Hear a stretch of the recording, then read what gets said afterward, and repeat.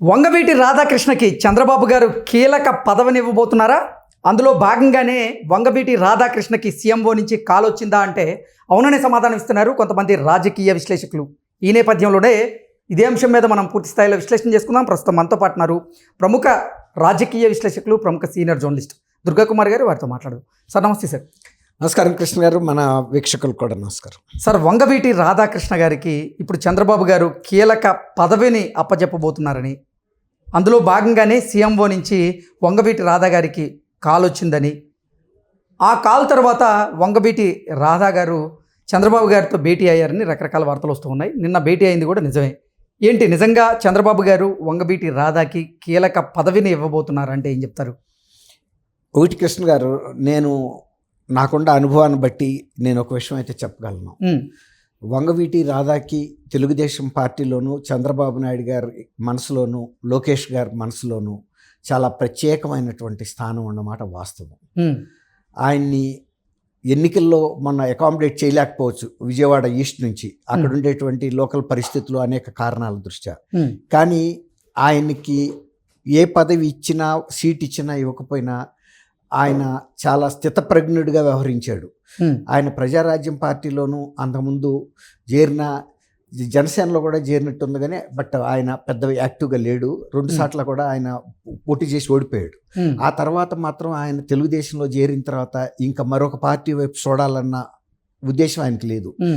ఒక రకంగా చెప్పాలంటే వైఎస్ఆర్సీపీలో ఉన్న కొడాలి నాని కానీ, వల్లభనేని వంశీ కానీ ఆయనకి బాగా ప్రాణ స్నేహితులు. అయినా సరే గాక ఆయన మాత్రం ఇక తెలుగుదేశంలో చేరిన తర్వాత మాత్రం ఎటువంటి ప్రలోభాలకి, ఎటువంటి ఆహ్వానాలకి మాత్రం ఆయన లొంగలేదు.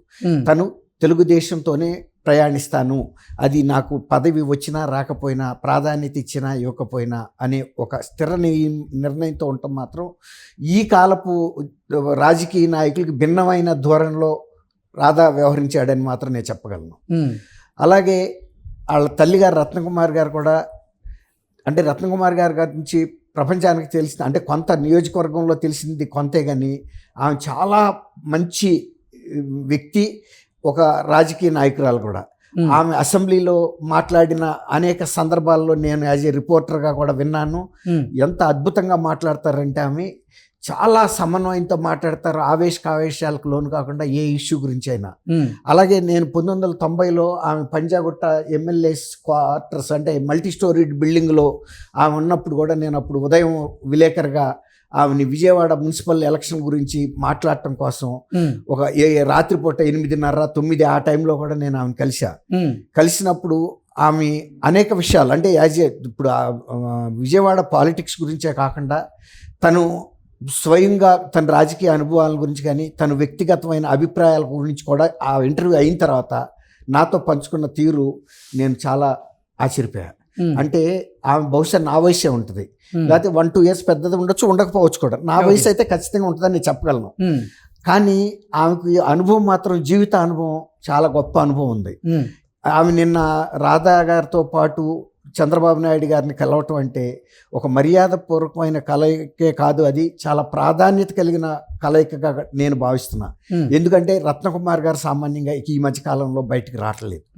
కానీ చంద్రబాబు నాయుడు గారు మరి మొన్న ఓటమి తర్వాత, 2019 ఓటమి తర్వాత ఆయన రాజకీయంగా పడిన ఇబ్బందులు కానీ, తర్వాత ఇవాళ 2024లో ఎన్నికైన తర్వాత ఈ ప్రభుత్వం నడుస్తున్న తీరుతెన్నుల గురించి కానీ, కొన్ని తన అభిప్రాయాలని చెప్పడానికి, వ్యక్తిగతమైన అంశాలని పంచుకోవటానికి కలిశారని నేను భావిస్తున్నా. వాళ్ళిద్దరు కలిసి కలవటం అనేది, ఇద్దరు కలిసి సీఎంఓ ఆహ్వానం మేరకి అక్కడికి వెళ్ళటం అనేది చాలా గొప్ప విషయం. మీకు ఇంకొక చిన్న విషయం గుర్తు చేస్తాను. రాధా గారికి ఆ మధ్యకాలంలో కొద్దిపాటి అనారోగ్యం వస్తే కూడా లోకేష్ గారు స్వయంగా వెళ్ళి పలకరించి వచ్చాడు ఆయన్ని. చాలాసేపు కూడా కూర్చున్నాడు ఆయన. అవును, అంటే దాన్ని బట్టే ఆయనకి చంద్రబాబు నాయుడు గారి కుటుంబంలో వ్యక్తిగతమైన అనుబంధం ఎలా ఉందనేది మనకు చెప్పకనే చెప్తుంది. తర్వాత ఇంకోటి ఏంటంటే మంచి స్నేహశీలి కూడా రాధా. తర్వాత రత్నకుమార్ గారు కూడా అంతే. ఆమె వ్యక్తిత్వం ఏంటంటే ఏదన్నా ఒక నిర్ణయానికి వస్తే ఆమె వేరే రాజకీయ లాభ నష్టాల గురించి కూడా బెరీజ్ చేసుకునే మనిషి కూడా కాదు. ఆమె వ్యక్తిత్వం అలాంటిది. తర్వాత గతంలో జరిగిన కొన్ని సంఘటనలప్పుడు కూడా ఆమె ఎవరిని కూడా తొందరపడి దూషించి మాట్లాడిన సందర్భం కూడా లేదు. తర్వాత విజయవాడలో ఆమె రాజకీయాల నుంచి విరమించుకున్న తర్వాత కూడా ఎవరి గురించి కూడా నెగిటివ్గా మాట్లాడిన సందర్భం లేదు. ఎవరు కూడా రత్నకుమార్ గారి గురించి కూడా నెగిటివ్గా మాట్లాడిన సందర్భం లేదు. అంత సైలెంట్గా ఆమె నిష్క్రమించింది రాజకీయాల నుంచి. అట్లా అని ఇవాళ మరి సీఎంఓ నుంచి ఆహ్వానం, ఖచ్చితంగా వాళ్ళు రత్నకుమార్ గారిని కూడా కలిసి రమ్మని చెప్పుంటారు. ఓకే, అంటే సీఎంఓ నుంచి పిలుపునొచ్చినటువంటి నేపథ్యంలోనే ఇప్పుడు వంగవీటి రాధా గారు అలాగే రత్నకుమార్ గారు వెళ్ళటం. ఓకే, అదర్వైజ్ వెళ్ళరండి. ఎందుకంటే వాళ్ళకంటూ విజయవాడలో వాళ్ళు ఎమ్మెల్యేగా ఉన్నా లేకపోయినా ఆ కుటుంబానికంటూ ఒక ప్రతిష్ట ఉందండి. రంగా గారు చనిపోయిన తర్వాత కూడా వీళ్ళిద్దరూ అంటే ఒక తల్లి కొడుకులుగా వాళ్ళ స్థానాన్ని వాళ్ళు ఆ గౌరవాన్ని కాపాడుకుంటా వెళ్తున్నారు ముందుకి. కొంతమంది పదవుల్లో సీట్లు తెచ్చుకుని గెలిచి ఉండొచ్చు ఎమ్మెల్యేలుగా, కానీ వాళ్ళకన్నా కూడా నైతిక విలువ వీళ్ళకే ఎక్కువ ఉంది అక్కడ. కాబట్టి ఇవాళ సీఎంఓ నుంచి ఆహ్వానం మేరకు వెళ్ళి కలిసిన సందర్భంలో మొన్న ఎమ్మెల్సీ కన్నా కూడా ఆయనకి పెద్దదే ఇస్తారు, కానీ ఎమ్మెల్సీ స్థానం ఇస్తారని కూడా నేను అనుకోను. ఓ రకంగా ఏదైనా అవకాశం ఉంటే రాజ్యసభకు పంపినా కూడా ఆశ్చర్యం లేదు. ఏదన్నా రాష్ట్ర స్థాయి పదవే ఇస్తారు ఆయనకి, ఏది ఇచ్చినా పార్టీలో ఒక గుర్తింపు అనేది ఇస్తారు. తర్వాత ఆయన రాజకీయాల్లో ఉంటూ కూడా ఎక్కడ కూడా ఎవరితోనూ వ్యక్తిగతమైనటువంటి విద్వేషాలు పెట్టుకోవాలి. ఎక్కడ కూడా ఏ వ్యక్తి కూడా రాధా గారిని వ్యక్తిగతంగా దూషించిన సందర్భం కానీ విమర్శించిన సందర్భం లేదు, ఆయన కూడా చేయలేదు. ఆ వయసులో అలా మెయింటైన్ అవ్వటం అనేది కొంచెం అసాధారణం అనే చెప్పాలి. చంద్రబాబు గారు వంగవీటి రాధాని పిలిపించుకొని మాట్లాడడానికి కారణం ఏంటి? నిజంగా వంగవీటి రాధా గారికి పదవి దక్కడం ఖాయం అంటే ఏం చెప్తారు? 100కి 200% అని చెప్తా.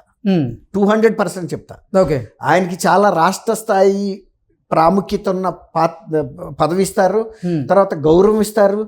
తర్వాత ఆయన్ని అవసరమైతే ఏదన్నా ఢిల్లీలో, అంటే ఆయన ఢిల్లీ వెళ్ళటానికి ఇష్టపడ్డాడు. ఎందుకు వెళ్ళదంటే నేను అది కూడా చెప్తున్నా, వాళ్ళకి బేస్ అంతా విజయవాడలో ఉంది. అవును, ఇప్పుడు లేకపోతే రాష్ట్ర ప్రభుత్వ ప్రతినిధిగా ఢిల్లీలో పెట్టడానికి కూడా చంద్రబాబు నాయుడు గారు సందేహించడు. కానీ దాని వలన రాధా గారికి వచ్చే వ్యక్తిగతమైన ప్రయోజనం లేదు, భవిష్యత్తులో ఉపయోగపడదు ఆ పదవి. తర్వాత ఆయన ఢిల్లీలో ఉండి పైరువీలు చేసుకునే మనిషి కూడా కాదు. ఆయన ఎంతసేపు కోస్తా ప్రాంతంలో, ఆయన ఒక్క విజయవాడ ఈస్ట్ నియోజకవర్గానికో విజయవాడ పట్టణానికో పరిమితమైన నాయకుడు కూడా కాదు. ఆయన followers Krishna, Guntur, east west Godavari జిల్లాలో, నార్త్ కోస్టల్ డిస్ట్రిక్ట్స్లోనూ కూడా ఉన్నారు. అట్లా కొన్ని జిల్లాలనే ప్రభావితం చేయగలిగినటువంటి వ్యక్తి, కొన్ని పార్లమెంటరీ నియోజకవర్గాలని ప్రభావితం చేయగలిగిన వ్యక్తి రాధా గారు ఎప్పుడు పబ్లిక్లోకి వెళ్ళినా ఆ ఇమేజ్ ఆయన కాపాడుకుంటున్నాడు. ఆయన ఫాలోయర్స్ కూడా అట్టాగా వస్తారు, ఆయన మాట కూడా వింటారు. కాబట్టి అటువంటి వ్యక్తిని చంద్రబాబు నాయుడు గారు ఎలాంటి ప్రాధాన్యత ఇవ్వాలో అలాంటిదే ఇస్తారు తప్ప అంతకన్నా తక్కువ ఇచ్చి ఆయన అవమానించడు. తర్వాత అలాంటి వ్యక్తి సేవల్ని కోల్పోతానికి కూడా పార్టీ ఇష్టపడ్డాడు. ఆయనకి తెలుసు ఎవరిని ఎప్పుడు ఎక్కడ పెట్టాలో, ఏ స్థానంలో పెట్టాలో. ఒకవేళ కనుక ఆయన అనుకున్నంత స్థానం పెట్టడానికి వీలు కానప్పుడు మౌనంగా అన్న ఉంటాడు, కానీ తక్కువ స్థానంలో మాత్రం చంద్రబాబు గారు పెట్టడు. ఇది నాకు ఉన్న ఇది. తర్వాత నేను రత్నకుమార్ గారి గురించి కూడా నేను చెప్పా కదా, 1990లోనే నేను ఆమె అప్పుడు ఎమ్మెల్యేగా ఉన్నప్పుడు ఆమెని విజయవాడ, అంటే కొంత నాకు అప్పుడు విజయవాడలో పనిచేసిన మీదట నన్నే పంపారు అక్కడ మున్సిపల్ కార్పొరేషన్ పొలిటికల్ ఇష్యూస్ గురించి. ఆ సందర్భంలో వ్యక్తిగత అంశాలు కూడా మా ఇద్దరి మధ్యలో వచ్చినప్పుడు చాలా చక్కగా ఆమె ఉన్న సాధక బాధకాలు కూడా ఒక తమ్ముడిలాగానో ఒక అన్నలాగానో భావించి నాతో షేర్ చేసుకున్న విషయాలు నేను ఇప్పటికీ మర్చిపోలేను. ఒక అన్నగానో ఒక తమ్ముడు, వాళ్ళ మదర్ కూడా అప్పుడు అక్కడ కూర్చుని ఈజీ చైర్లో కూర్చున్నప్పుడు నేను ఆమెను ఒక రాజకీయ నాయకురాలుగానో శాసనసభ్యురాలుగానో నాకు అనిపించలా. మా ఇంటి ఆడబిడ్డ అన్న భావన నాకు కలిగింది. ఆమె ఎలాంటి గౌరవ భావంతో ఉంటుందో నాకైతే తెలుసు ఆమె సంగతి. ఆమె బిడ్డగా రాదని కూడా నేను అసెస్ చేయగలను. Okay sir, thank you so much. Thank you Krishna గారు, మన వీక్షకులు కూడా.